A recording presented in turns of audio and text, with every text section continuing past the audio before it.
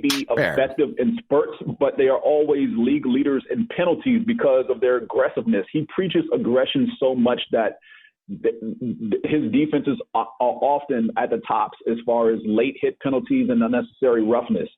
So, I mean... Well, yeah, I mean, the thing with Greg Williams is that also comes with a very unique compensation package. Yeah. Yes. The other thing to note here about the Browns is the thing that sucks for them is that the Bengals are so much worse, so they won't get a last place record next season. They're going to have pretty much the same talent on this team going into next year. My guess is the expectations are going to be just as high as they were at the beginning of this season, at the beginning of next season. Underachieve. And if they underachieve again, man, Cleveland, you guys suck.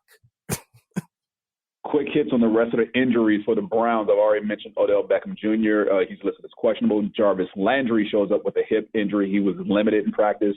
Olivier Vernon has a knee and it's day-to-day. David Njoku has a knee and he was limited in practice as well. For the Cardinals, we got Budda Baker didn't participate in practice with a hamstring. Christian Kirk has an ankle. He was limited. Terrell Suggs and Justin Pugh also show up on the injury report. Jacksonville Jaguars 4-9. The Oakland Raiders 6-7. Raiders at 19th in the power rankings. The Jaguars 26th. Raiders favored by 6.5. The Raiders have won the last 3 versus the Jaguars. This is the last game in the black hole. I say the Raiders get back to 500, and they'll pull off the victory in this one. What say you, James? Yeah, I'm going to have to agree, unfortunately, because the last time I saw the Raiders, I didn't even know that they were actually playing NFL football because they only played a half of the game. As far as the Jaguars go, they have something to figure out this offseason, and mainly it's quarterback, not to mention the defense, because this defense, which still had a strong front seven, looks like it's quit. And, yeah, Calais Campbell is nursing a back injury, but the rest of these guys in the front seven don't even look enthused to play. I feel like trading Jalen Ramsey out of the secondary has done more harm than good. I get it. They didn't want the distraction. The Jags defense did this last year, too. They started hot, and then they just tanked. Well, this year they didn't even start. They just tanked from the beginning. I mean, let's be real. They haven't imposed that typical Jacksonville swag as far as defense in any game this season. So every game they've won has been close, and most of the games they've lost have been blowouts. I mean, I don't know what they do in the offseason. Probably fired Doug Marrone. We mentioned on one of the previous Sunday recaps as far as coaches on the hot seat. His name is pretty much at the top of the list. I don't know who they bring in to fix everything, but, I mean, there is a guy, if you want an offensive-minded head coach who used to coach in Green Bay who probably could turn some things around, but who knows? You're saying Mike McCarthy. I think Mr. Rivera would be a great fit in Jacksonville, too. Especially if you want a defensive-minded guy to smack that defense awake and get them to stop resting on laurels that they don't deserve. True. Real quick, Justin, who you got on this one? Well, let's get Justin's pick here. Between those two, Ron Rivera. All right, he's taking the Raiders. Go. Good call. Just real quick. Just keep in mind that Tom Coughlin is the one who runs the Jaguars, which means that they are the only team whose philosophies are stuck even further in the past than the Raiders with John Gruden. So give me that young whippersnapper, John Gruden. Nice. For the Jaguars as well, aside from Calais Campbell, D.D. Westbrook was limited with a shoulder injury. DJ Chark has an ankle injury, so problems at wide receiver, not to mention quarterback. For the Raiders, Darryl Worley, Markel Lee, Josh Jacobs, neck, toe, shoulder, all limited in practice. Jacobs is what I'm most concerned about. If he doesn't play, I don't like their chances. Hunter Renfrow, wide receiver, also showing up on the injury report with Gabe Jackson and LaMarcus Joyner. 56 and sunny in Oakland for this particular game, although the sun obviously won't be out by the time the game ends. Monty gets the last word here. even if you hate the Raiders, the fans in Oakland don't deserve to lose their team twice. The Raiders have sucked for most of 2 decades. The fans were still there. They're moving to Vegas. The stadium is still full on Sundays. The parking lot full of grills, smokers, and trailers. If you're wearing a Bo Jackson jersey, dudes with neck tats that may or may not be gang affiliated will gladly hand you a full plate of food. And remember that Bo knows. Goddamn shame that the team is moving to the desert. I know the Raiders have not been good, and the last 3 games have been pathetic. There is not much talent left on the active roster. But gosh darn it, they're going to win this Sunday. The black hole will be loud, and that stadium is going to be torn apart by the seams. So raise a glass and toast an icon. Raiders 20, Jags 17. Yeah, that sounds about right. Quite honestly, I know I said I was going to let Monty have the last word, but based on what he just said, I would not be surprised if Raider fans start ripping the stadium apart at the end of that game, like Cleveland? Win or lose. Yeah, pretty much. Take a souvenir, go home. Right. I mean, it's not like people at the gate are going to stop you. I can't imagine they would. The Minnesota Vikings are 9-4. The Los Angeles Chargers 5-8. Vikings 8th in the power rankings. Chargers 18th, and the Vikings are favored by 2.5 points on the road because everyone that plays the Chargers on the road is basically a home team. The Phillip Rivers completed 72.7% of his passes for 314 yards with 3 touchdowns, no picks, for a career-high 154.4 rating last week. That was Jacksonville. He's not going to do it versus this Vikings defense. The Vikings offense is getting Adam Thielen back, I hope. I'm pretty sure. Just in time for me to crush my son in the fantasy playoffs. Vikings win. Vikings win. Listen, this battle against my son, he's got the upper hand. In 3 career matchups, he is 2-1 against me, once in the regular season and last year in the same spot in the semifinals of the fantasy playoffs. So I beat him in the regular season. Now I got to beat him here in the playoffs to get to the championship game. He's going down, and he's going down hard, and Adam Thielen's going to be the reason. Well, before we get to thoughts on the game, Adam Thielen is still nursing his hamstring. He was limited this week. Also for the Vikings on the injury report, Linval Joseph and Xavier Rhodes. For the Chargers, wide receiver Mike Williams nursing a knee. He was limited in practice.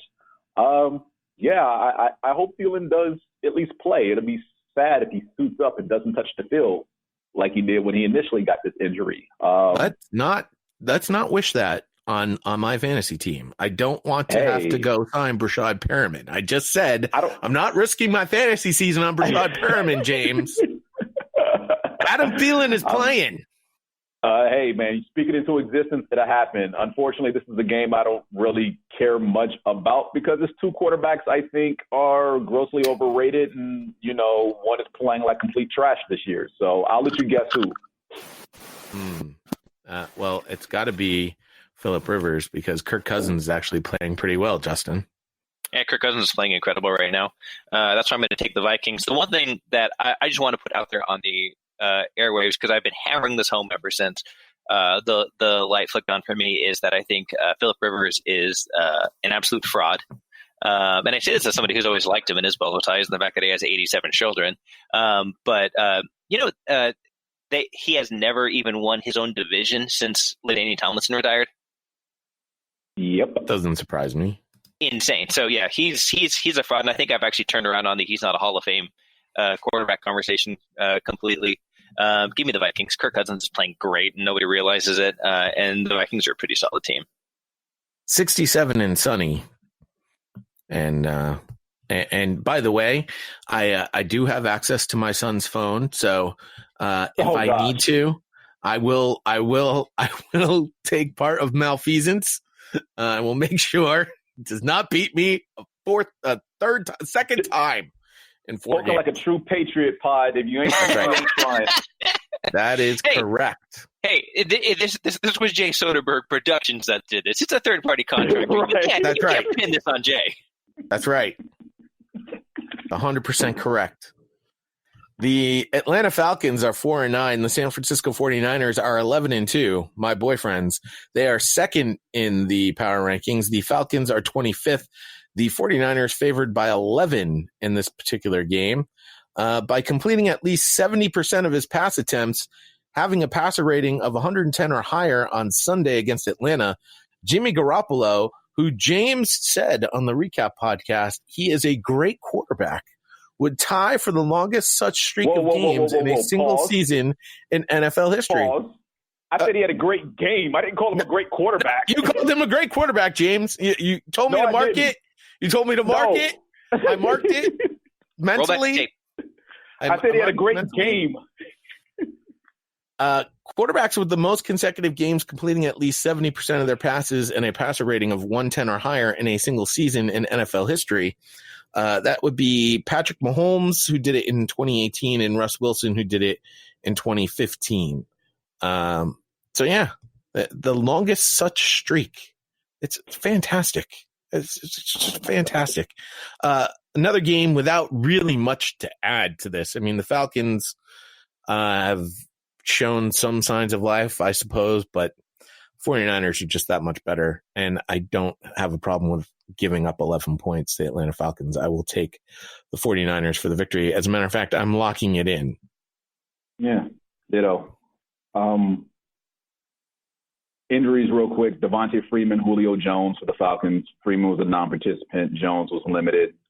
Not that it even matters, though it might. 49ers have several injuries on defense, including D Ford, Richard Sherman, DJ Jones, Julian Taylor, who's going to be, that was for last week, and Kwan Williams.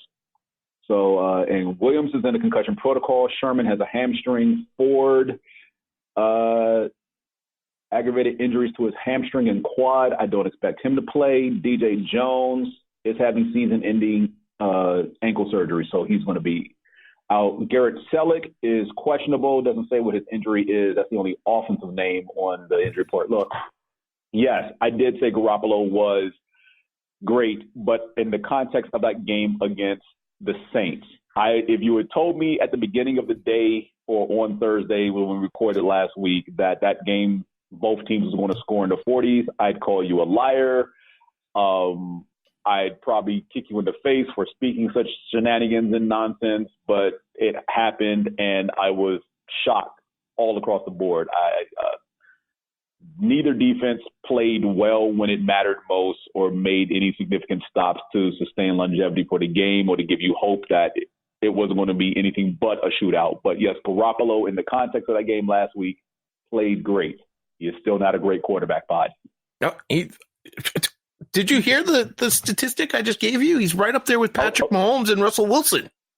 That's nice. Yeah, with a record of great play. It's phenomenal what he's been doing. Okay, and also understand that Patrick Mahomes has had one great season, and Russell Wilson has been, very good, if not great, over almost 10. That's my point. So Jimmy Garoppolo is just like Russell Wilson. No, he's not. I'm connecting the dots. It's pretty easy. There's not even that many dots. It's only 2. Justin, please set them straight. Justin, please. Yeah.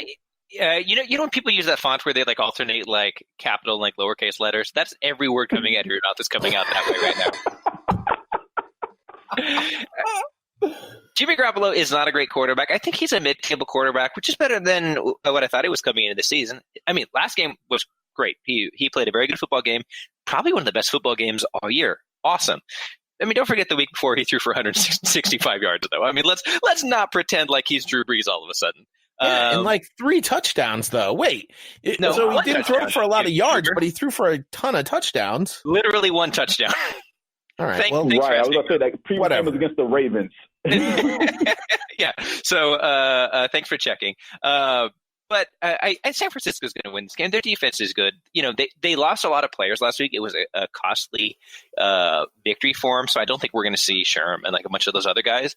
But to me, Nick Bosa is the straw that stirs the drink. He's the one who makes that defense go. As long as he's in there, I don't think the Falcons pose any kind of threat to them. So give me the San Francisco Jimmy G's. It's funny because despite the Niners losing Richard Sherman, the Dirty Birds losing Calvin Ridley, and then Desmond Trufant on the defensive side, just as big for the Atlanta Falcons, unfortunately for them, as MJ. I'm reading